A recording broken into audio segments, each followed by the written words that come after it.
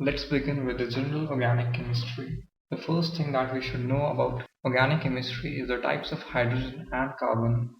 There are basically four types of carbon and hydrogen. First, 1 degree carbon. It is the carbon which is attached to only one carbon. B. 2 degree carbon. Similarly, it is the carbon which is attached to two carbons, and so there is 3 degree carbon and 4 degree carbon as well. The type of hydrogen is decided by the carbon to which it is attached to. Let us take an example to understand this better. Here is a compound. Now let us mark the various carbons and hydrogens. First, this is a 1 degree, it is attached to only one carbon. Now the second one, this is a 4 degree carbon. Since this is attached to this, this, this and this, it is attached to 4 carbons, hence it is a 4 degree carbon. Now this one is a 3 degree carbon. Since it is attached to this one and this one. Similarly, we can label other as well. This is a 3 degree one, a 1 degree carbon, a 2 degree carbon, a 3 degree carbon, a 1 degree carbon, a 3 degree carbon, a 1 degree carbon, and a 1 degree carbon. Now let us come to the types of hydrogen and halides. This hydrogen is attached to 1 degree carbon, hence it is a 1 degree hydrogen. This hydrogen again is attached to a 1 degree carbon, hence this one is as well a 1 degree hydrogen. Similarly, this hydrogen is also 1 degree hydrogen. Now, let us talk about this hydrogen. This hydrogen is attached to a 3 degree carbon, hence it is a 3 degree hydrogen atom. Now, this is a halide atom. Here it is a chloride one. This chloride is a 2 degree chloride because it is attached to a 2 degree carbon. It must be clear by now that nothing such as a 4 degree hydrogen can exist because carbon has exactly a valency of 4. Similar to hydrogen halide atoms, the degree of OH group, that is the alcohol, same as the degree of the carbon to which it is attached to. Let us look into more detail about the alcohol group. It is a functional group. We'll study in detail about functional groups in the later part of this chapter.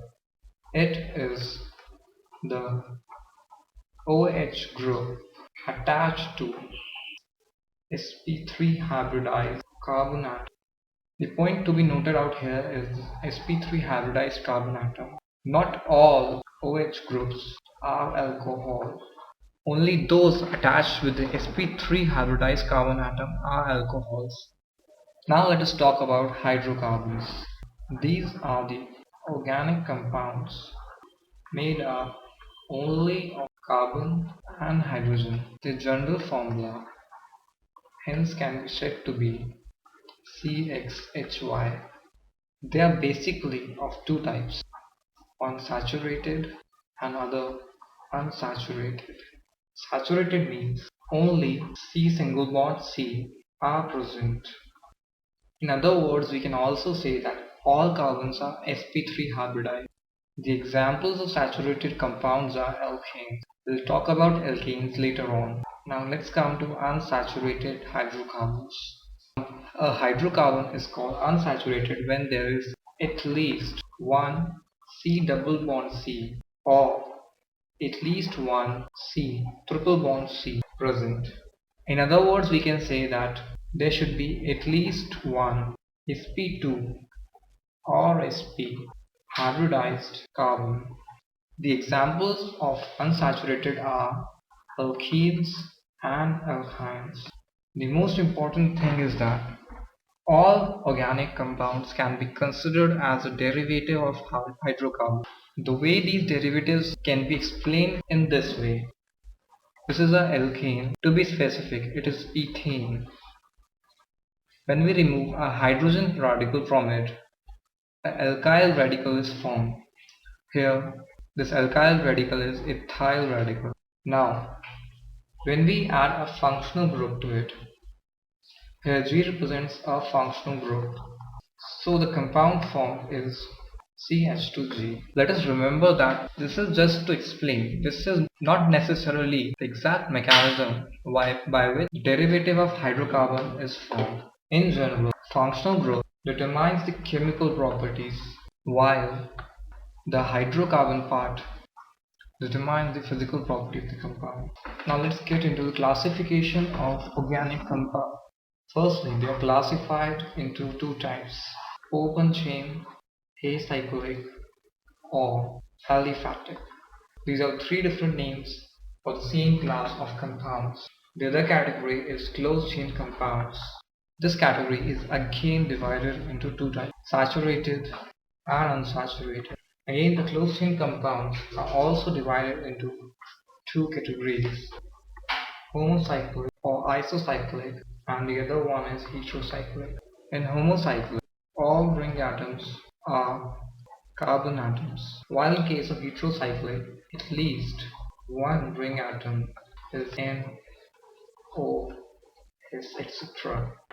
Now, if we further divide these into two categories, then categories of homocyclic are alicyclic and aromatic. Similarly, heterocyclic also have the same two categories, alicyclic and aromatic. Alicyclic are the cyclic compounds resembling aliphatic compounds in their properties. The examples of alicyclic are cyclopropane, cyclobutane. Now let us look into the aromatic compounds. These compounds have smell, basically they burn with black smoke, that is, they have sooty flame. The ratio of carbon is to hydrogen is generally 1:1. They follow Huckel's rule, which is that there are 4n plus 2 pi electrons. Most importantly, all these compounds are planar. The examples include benzene, anthracene, etc. We'll look into details about these compounds later. Let's look into detail about these compounds. Homocyclic aromatic compound. These are of two types: benzenoid and non-benzenoid. Benzenoid are compounds which resemble benzene in their appearance or are made up of fused or isolated benzene rings. For example, benzene, naphthalene. The examples of non-benzenoid compounds are, let's see whether they follow the Huckel's rule or not. There are 6 pi electrons in this. There are 2 pi electrons in the 6 pi electrons. Now the Huckel rule says that there should be 4n plus 2 pi electrons. If we keep n equals to 1, then we get 6. Hence, it follows Huckel's rule here. If we keep n equals to 0, then we get 2. Again, it follows the Huckel rule. Similarly, this also follows the Huckel rule. Here are 6 pi electrons, 10 pi electrons, and 14 pi electrons. N is 1, N is 2, N. Now let's classify the heterocyclic compounds. These are the following two types: alicyclic and aromatic. As we saw earlier, the examples of alicyclic are, as I divided earlier, again we're gonna divide aromatic into two categories: benzenoid and non-benzenoid. Let's look into the benzenoid ones. The most common example of heterocyclic aromatic benzenoid compound is pyridine. The other example include quinone. The example of non-benzenoid, first one is furan, second one compound similar to furan, but here the oxygen is replaced by sulfate. The third example, pyrrole. Let's now look into the characteristic properties of aromatic. First one is they are cyclic. Second one, they are all planar. That is, all ring atoms are either sp2 hybridized or rarely sp hybridized. The third one is that there is complete cyclic delocalization of all the pi. As we have seen earlier, that all aromatic compounds follow Huckel's rule. So we should follow Huckel's rule, which is nothing but there should be 4n plus 2 pi electrons. The last but not the least and most important point is that these compounds are extra stable. It happens because of resonance. About resonance we'll be studying in the later part of organic chemistry. One more thing that we can note out here is that the compounds having 4n pi electrons are extra unstable. These are also known as anti-aromatic compound. The example is this compound does not exist at room temperature. It is found only at very low temperature.